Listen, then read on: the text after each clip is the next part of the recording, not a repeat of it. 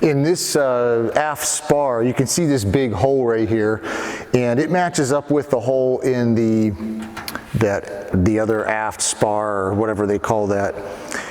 And there's a fuel line that goes through there, and usually there's a grommet you put in there, or depending, I guess, what kind of fuel line you're using, you could do something else. And I'm not sure if you guys know this, but I don't like sharp edges. I've probably never mentioned that before. But we have this cool tool right here. I'll see if I can get it to focus on that. This camera doesn't like to focus on stuff. So this little tool right here, it's a deburring tool. And what you do is you just go right around the edge like this. I'll have to do this with two hands, but when you go around the edge like that, what it does, it sort of very slightly bevels this edge and takes that sharp corner off.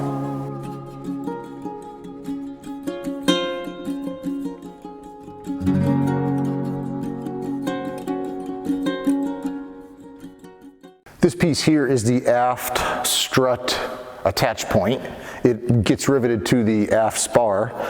And just like those tie-down rings, there's a clear plastic protectant on here that needs to be removed.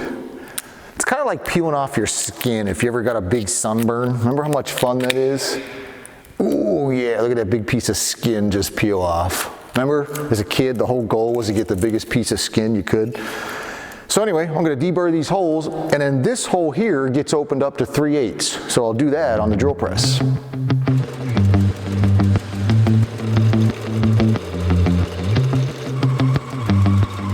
After I drilled the big hole, I wanted to smooth the edges all around here on the Scotch Brite wheel.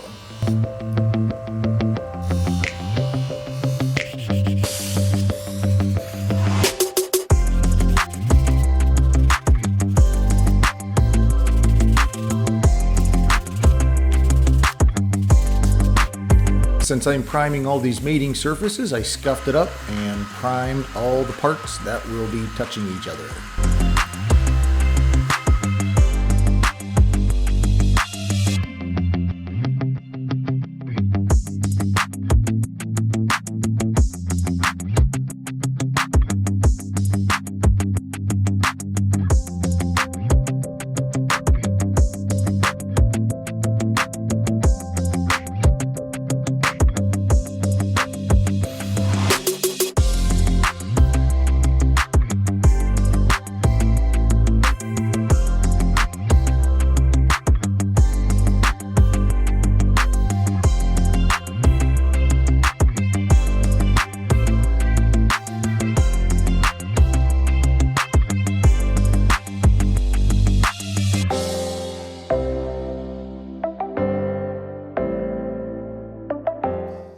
This piece here I showed you before is the strut attach bracket. It goes on the aft spar. And I wanted to point this out just to hopefully save somebody some headache. It goes on like this. That is the root end of the wing where the fuel tank is. But it is possible to rivet it on this way. And if you do that, your strut's going to be going out to nowhere towards the tip of the wing.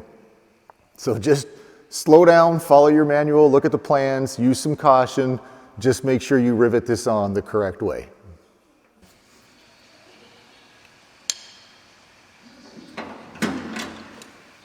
Just kidding.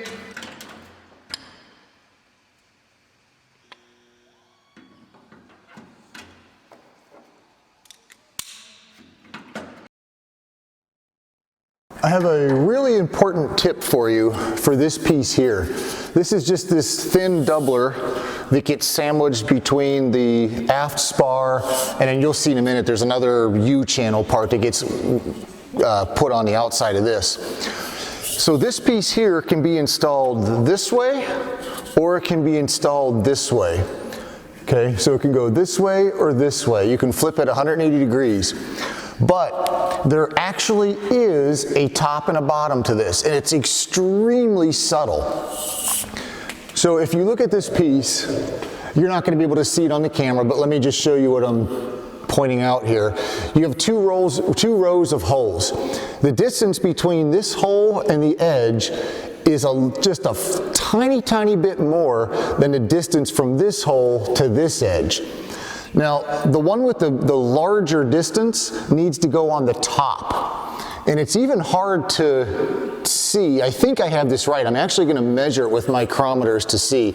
You'll know when you Cleco it on though, because if you put it on upside down with a bigger part on the bottom, this will stick out further than the spars, so that when you put your skin on here, your skin will not sit flush with the flanges on the spars, because this will be poking down. So it really has to go on a certain way. You want to make sure that, again, that the bigger space is on the top. And I have spoken to Zenith about this, and I think what you're going to see in future kits is they're going to shave down that one end, just cut it out a little bit smaller so it is perfectly symmetrical. But as this is right now in 2020, it is not symmetrical. So be careful when you put this on. If you were building a kit, you know, in 2022 or 2025 or 2021, they may have already corrected this, so you might not have this issue. But just be aware that you may want to really check your pieces here, because the way these ones are, they actually do have to go on a certain way. So I'm Clecoing on this doubler here. This gets sandwiched in between another aft spar, and I must have deleted the footage I had of that, but you can see it from this clip here. There's another outer aft spar that gets attached to this also. Okay, I wanted to stop just for a minute and catch everybody up to where I'm at, because I did have some other footage that must have been deleted. So every step on here is done. You can see the last two steps on here, Cleco the root doubler to the side of the inboard rear channel. That is this big doubler right here. I don't know if you can tell, but there's an extra piece on here that gets riveted on there. I didn't show that before, but you want to make sure you include that as you're riveting that together. And then the last step on the page is indicating that there's 3 bolts in the rear channel strut bracket, and the bolt has a washer and the nut has a washer. That bracket is this bracket. Remember, this is the one we don't want to attach backwards. So you can see there's 3 bolts in there. The bolt has a washer and the nuts have a washer. Otherwise, it's all A6 rivets. So everything on this page is now complete. So I will take this page and I will put it in the back of the manual, just because I'm done with it now on both wings. But here's what I wanted to get into next. The next page of the manual has us bolting on the main strut attach bracket. So let's talk about that, because we cannot do this yet. This is the forward wing strut attach fitting that gets bolted to the spar right there. And if you bolted this on right now, for one, it would be very difficult to fit the wing skins. And two, if this is bolted on, how are you going to rivet this hole right here? Because don't forget, this will all be covered with the wing skin, and you'll have to get a rivet in this hole. So you can't bolt this on right now, or you'll never get to that rivet. So just skip this step in the manual for now, and I'm going to show you how to put that on later. The other thing is, it also, a couple steps later, wants you to rivet on the wing tie-down ring. I'm leaving it off just for now because it is a little bit easier to work with the skins without that tie-down ring in place. Now the last step on this page wants us to flip the wing upside down and level it. And this is what I've done. Now my workbenches aren't perfectly level. So I put on these 2x4s and I've kind of bolted them to the workbench so they don't move. And I've placed the wing spars on the 2x4s. And then what I did was I leveled, when I put these 2x4s on, I leveled the 2x4s so the wing is level, the wing spar is level. And you can see I've bolted these little metal brackets here, and I just pushed the wing spar up to those brackets. I have one on each 2x4. So the wing now is sitting level. Same thing with the rear spar. I have the rear spar is level, so both spars are level, which means there's no twist in the wing. And what I've done on the back end is I've just used these 2x4s to get the back level. and then I bolted this little piece of, these two pieces of wood here, I bolted to here, and now I know that if these 2x4s here are all the way back against here, then that just locks everything in place. The wing can't move now because it's kind of secured to the workbench. It's blocked here from moving back, and it's blocked here from moving forward by this little metal tab. And I've done that on all 4 positions where it sits on the 2x4s. So same thing over here. I have this block of wood up against these blocks of wood, so as long as this wood here is up against here, then I know the wing is sitting level, and I can add the wing skins. Now, just to give you a little heads up on what we're going to be doing, the bottom wing, there's 2 wing skins that cover the bottom of the wing. And you'll notice the holes in the ribs are not drilled to final size, but the holes in the wing skin are final size. So once we lay the wing skins on here, we'll match drill all the ribs to the wing skin. And you'll also notice that the spars do not have any holes in them, but the skins will have a line of holes. So we have to match drill all those holes in the skin down through the spar. And this was my least favorite part of building the Cruiser, and it is the least favorite part of building the Super Duty. Obviously on this wing here, I've already done it to the bottom skins on here, and now we're gonna get caught up on here. It's just, the reason I don't like it is because there's a million holes, and you drill it the first time with a number 30 drill bit, then you have to go back to all those holes and then open them all up with a number 20 drill bit. So it's just a lot of drilling, but it's something that has to get done. So let's get started.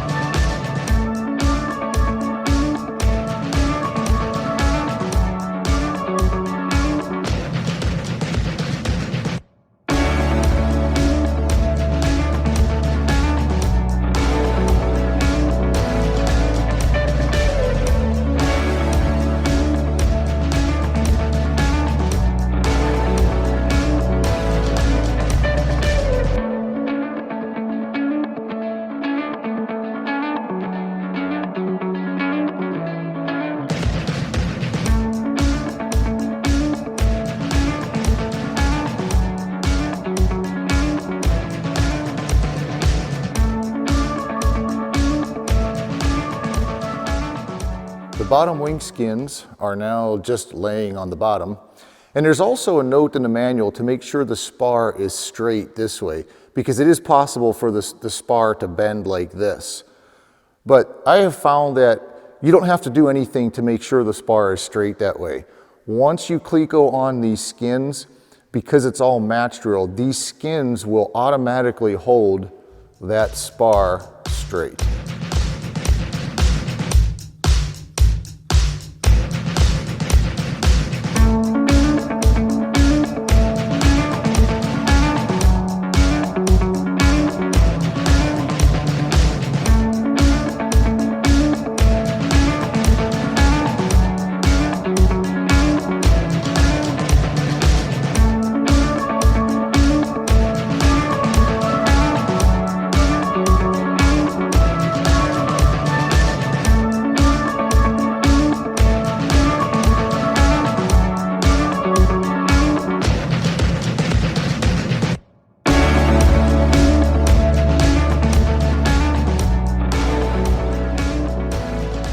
Just to give you an update, the bottom wing skins are Clecoed in place, and I've also Clecoed on the doublers, and they go obviously inside the wing, just like, see how these ones are Clecoed on inside the wing like that. But there's a couple that just because of the wood that's under the wing, I can't reach my arm in there to Cleco it on. So I've just Clecoed them to the top for now. They all come off anyway to deburr all the holes. I'm just Clecoing them on now. Well, because for one, the manual says to do it now, but also it probably just holds the skin a little stiffer when I match drill all the holes in the ribs to the holes in the skin. So anyway, that's all Clecoed on now. It is now ready for the forward nose skins.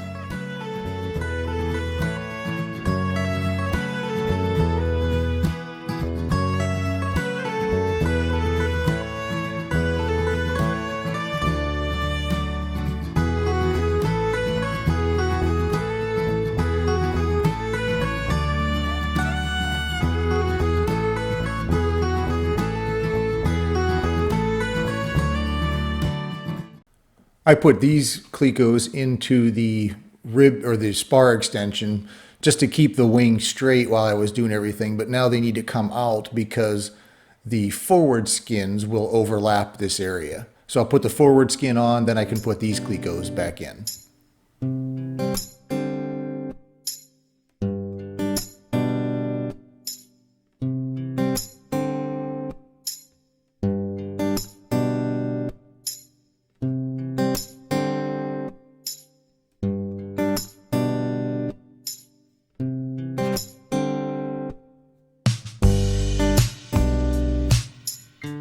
All right, now I have both bottom skins and both forward bottom skins Clecoed in place, ready to match drill.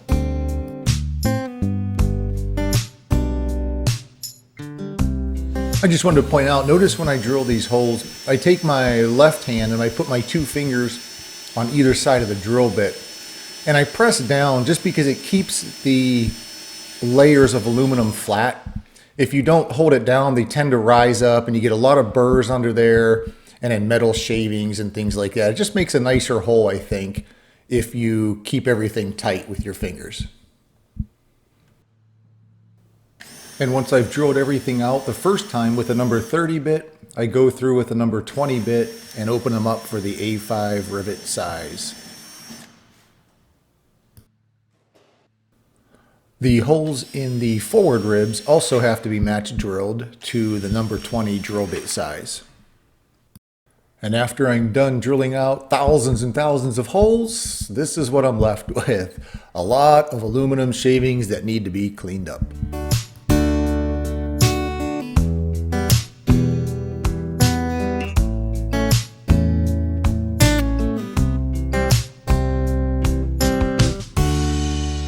Where's my neighbor Brian when I need him? This is a menial job well suited for his skill level. Well, join me again on the next video and we will get these wing skins primed and installed and riveted. I always forget to mention it, but please hit the like button or the thumbs up button. It does help the channel and I really appreciate it. We'll see you in the next video.